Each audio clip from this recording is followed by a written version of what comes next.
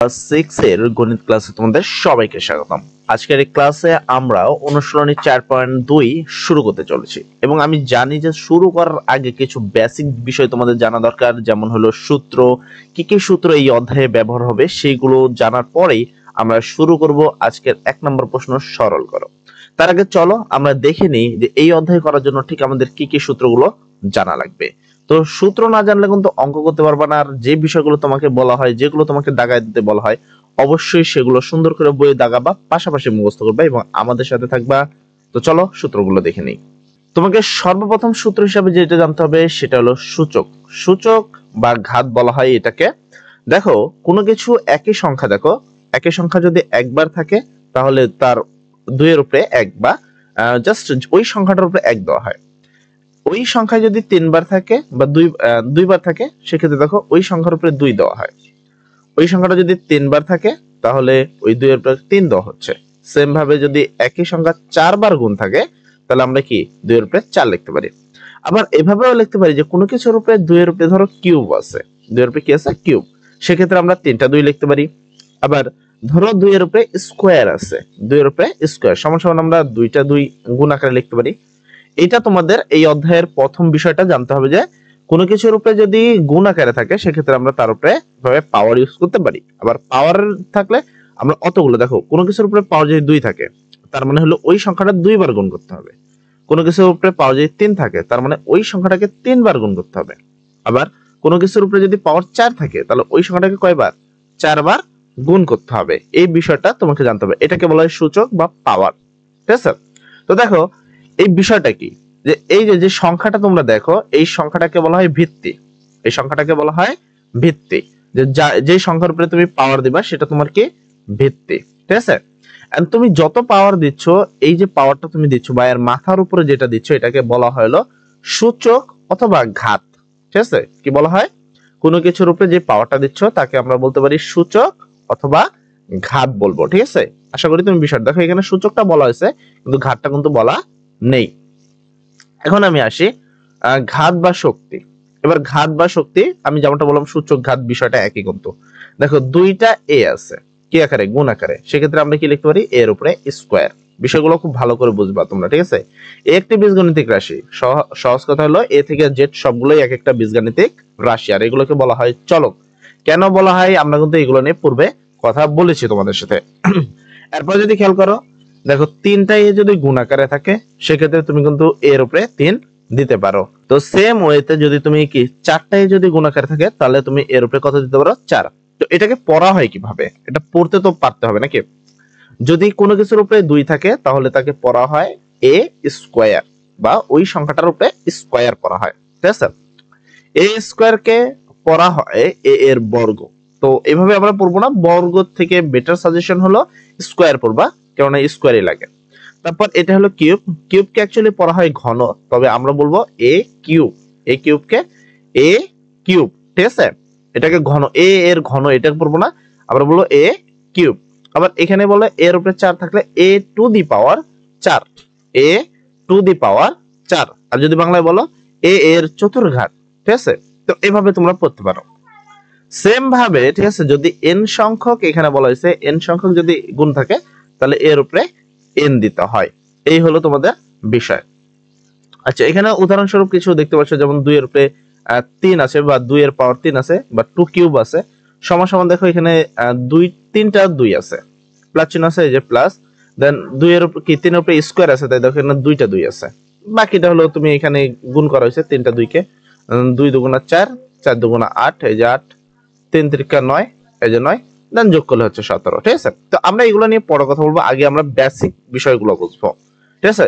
তারপর আমরা কিছু লক্ষ্য করি, যখন তোমার কি 2টা পাওয়ার আছে কি হয়, দেখো এখানে একটা এ আর এখানে 2টা এ, এর উপরে স্কয়ার মানে 2টা এ, তাহলে টোটাল কয়টা হলো, এ কিন্তু 3টা হলো, তাই না? এই যে এ কিউব। তো কিভাবে হলো, যদি 2টা সংখ্যায় একই সংখ্যা থাকে সেক্ষেত্রে পাওয়ার পর কি করতে হয়, পাওয়ার পর যোগ করতে হয়। যেমন এখানে যদি তুমি খেয়াল করো, এখানে এ আছে 3টা আর এ এখানে 2টা, তাহলে 3টা আর 2টা মিলে কয়টা হয়, 5টা। তাই দেখো এ হলো 5। তুমি যদি খেয়াল করো এখানেও কি হয়েছে, পাওয়ার পরে যোগ করা হয়েছে। তাহলে তোমরা এই লাইনটাকে দাগাবা, তোমরা এই যে দাগানো আছে এই লাইনটাকে ভালো করে দাগাবা। আর এটাকে তোমরা এভাবে পড়তে পারো, যদি আমি বইয়ের ভাষায় পড়ি তাহলে এভাবে পড়বা যে a two the power m into a two the power n সমান a two the power m plus n। আর যদি আমার মতে করে পড়ো বা পড়তে সুবিধাতে যদি পড়ো সেক্ষেত্রে বলবা একই সংখ্যা গুণ আকারে থাকলে পাওয়ার পাওয়ারে যোগ, একই সংখ্যা গুণ আকারে থাকলে পাওয়ার পাওয়ারে যোগ। আমি মনে করি এটা পড়তে তোমাদের অনেক সহজ হবে। তারপর দেখো, কোন সংখ্যার ঘাত বা শক্তি এক হলে সংখ্যাটির সূচক এক লেখা হয় না। মানে কোনো কিছুর উপরে যদি এক থাকে আর কি, কোনো কিছুর উপরে এক থাকে আমরা সেটাকে এর উপরে লিখবো না। আর একটা বিষয় হলো, কোনো কিছুর উপরে কিছুই নাই, দেখো এই এক্স এর উপরে যদি তুমি সাপোজ খেয়াল করো এটার উপরে কিছুই নাই, কিছু নাই মানে আবার কি আছে, কিছু নাই মানে আবার কিন্তু এক আছে। বিষয়টা তোমাদের বুঝতে হবে যে কোনো সংখ্যার উপরে কিছু নেই মানে এক আছে, তবে যখন আমাদের ক্ষেত্রে লিখতে হবে, আমরা যদি উত্তরটা এক পাই সেক্ষেত্রে আমরা এই পাওয়ার এক আমরা দিব না। এই কথাটা কিন্তু এরা এখানে বলেছে। তো আমি যেমনটা বললাম যে দুইটা একই সংখ্যা যদি কি থাকে, গুণাকার থাকে, তাহলে পাওয়ার পরে কি হবে, পাওয়ার পরে যোগ। তাহলে এখানে 4 আর 5 যোগ করলে কত হয়, দেখো 4 আর 5 যোগ করলে 9। দেখো দুইটা এক্স আছে, এই যে দুইটা এক্স এর পরিবর্তে একটা এক্স, এবং পাওয়ার পর কি করবে যোগ, 3 আর 8 যোগ করলে কত হয় 11। বিষয়গুলো কি তোমরা বুঝতে পারো? খুবই ইজি টপিক, বুঝছো? জাস্ট আমাদের সাথে একটু থাকবা, আমরা যেভাবে বলি সেভাবে পড়বা, জাস্ট একটু মনোযোগ দিবা তাহলেই হয়ে যাবে, ঠিক আছে? তো আমি তারপরে বেসিক কনসেপ্ট দেন আমাদের কিন্তু বেসিক কনসেপ্টগুলো শেষ হয়ে গেছে মোটামুটি। তো এখানে তুমি যেগুলো দেখলা যে এই যে বিষয়গুলো রয়েছে এখানে কিন্তু একেবারে তোমার বেসিক বিষয়গুলো কিন্তু এখানে বলা হয়েছে, ঠিক আছে? তো এবার আসবো আমি অনুশীলনীর অঙ্কে। আমি বলি যে আমি কিন্তু অনুশীলনী মূল অঙ্কগুলো করছি, কেন উদাহরণ তো এখানে করাই রয়েছে, বোঝানোর এখানে তেমন কিছু নেই। আচ্ছা, ফার্স্ট অফ কথা হলো সরল করো। সরল মানে হলো ছোট করো। সরলের বাংলা হলো একটা জিনিস বড় রয়েছে, তোমাকে কি করতে হবে, ছোট করতে হবে। দেন দেখো এখানে কি আছে, x cube plus x to the power কত 7। দেন যদি এটাকে আমি ছোট করি, আমি এটা সমান সমান কি লিখতে পারি, তো সেক্ষেত্রে দেখো যতগুলো এক্স আছে, ঠিক আছে, এখানে এক্স কি, এক্স এর উপরে পাওয়ার আছে 3 বা এক্স কিউব, আমরা সমান সমান দেখো এখানে এক্স 3টা এক্স গুণ আকারে লিখছে। আবার এই যে এই দুইটাকে আবার কেউ এক্স মনে করো না, অ্যাকচুয়ালি এই দুটো হলো গুণ, এক্স গুণন এক্স গুণন এক্স। তোমরা এক্স গুলো এভাবে লিখবা তোমাদের খাতায়, এক্স এভাবে লিখবা গুণন, ঠিক আছে, আবার এক্স এভাবে লিখবা। অঙ্কে কিন্তু এক্স এভাবে লেখা হয়, এরকম একটা দাগ দিবে, এরকম সোজা দিয়া আবার অতটুকু পিছে এখান থেকে আবার নিচে দেবে, এটাকে বলা হয় অঙ্কে এক্স লেখার নিয়ম। এই যে গুণ আছে, এই হলো তোমার গুণ, এখানে এক্স এর উপরে পাওয়ার আছে কত 7। তো সেই ক্ষেত্রে এক্স এখানে তুমি সরাসরি এক্স গুণন এভাবে 7টা এক্স গুণ আকারে লিখতে পারো, ঠিক আছে? তারপরে আমরা ব্র্যাকেট গুলো তুলে দিব, এখানে আছে 3টা এক্স, ঠিক আছে, আর এখানে আছে 7টা এক্স। তাহলে টোটাল এক্স হইল কয়টা, টোটাল এক্স হলো 10টা, তাহলে এক্স টু দি পাওয়ার 10। তবে আমি মনে করি এই নিয়মটা থেকে বেটার নিয়ম হলো আমাদের বিকল্প পদ্ধতি, মানে আমরা এই পদ্ধতিতে অঙ্কগুলো করব। দেখো তোমরা এভাবে যদি করো, ঠিক আছে, এভাবে করলে কিন্তু তোমাদের অনেক জায়গা লেগে যাবে এবং অঙ্কগুলো দেখতে অনেক খারাপ মনে হয়। তবে আমি তোমাদের সাজেস্ট করবো এই যে আমাদের এই পদ্ধতিটা, আমি প্রথমটা তোমাদের দুইটা নিয়মই দেখা দিচ্ছে, বাট এর পরবর্তীতে আমি তোমাকে সেকেন্ড পদ্ধতির সূত্র দেখাবো। দেখো এখানে দুইটা পদ্ধতি আছে, কি এখানে আমরা সূত্র ইউজ করব। তো দুইটা এক্স আছে, দুইটা এক্স এর পরিবর্তে একটা এক্স, আর আমরা জানি দুইটা একই সংখ্যা যদি গুণ আকারে থাকে পরপর যোগ, তাহলে 3 যোগ, এই যে 3 যোগ 7, এক্স আছে এক্স, 3 আর 7 যোগ করলে 10, ঠিক আছে? পাশে এই সূত্রটা তুমি লেখা না লেখা ডিপেন্ড ইউ, তবে লিখলে ভালো হয়।